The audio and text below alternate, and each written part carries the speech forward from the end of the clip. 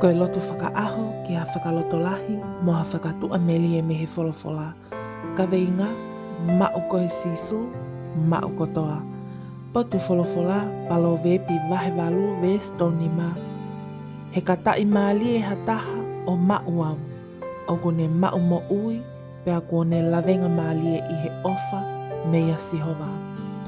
Whoever finds me finds life and obtains favor from the Lord. Amen.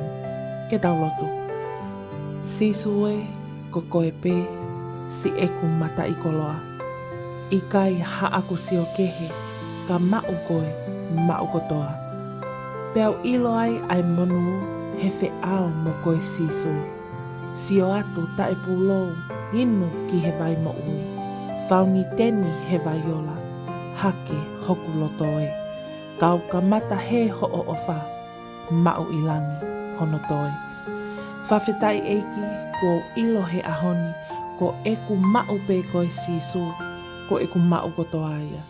A eku ngahi whakaamu pea mo eku ngahi visone io ko eku mau pe koe sisu ko eku mau kotoa ia. Iho hua whape sisu kalaisi ko koe hoku whakamo ui. Emeni. Whakamauat ke te koe o ko ke kau mai ke ta loto huwhia he houani. Whakawhetai si kau ngā tau pe mo koe sisu. Tawange o ke mau ha aho fia mo mohu tāpu e kina foki. Tala mai he e tau wholofola e ahoni, ka tai maali e hataha o mau ai eiki. O kune mau mo ui, pea o kune lavenga maali he ofa ai otua. Kau ngā tau pe mo koe sisu, kai milahi o ku tau vivili ke tau mau ai ngahi koloa o mamani. Ha paanga, ha poto, ha whale, ha to whamiri ki he kahau. Ka koe whakatua meli e oe ahoni, ko e te mau pe ai eiki ko sisu kalaisi.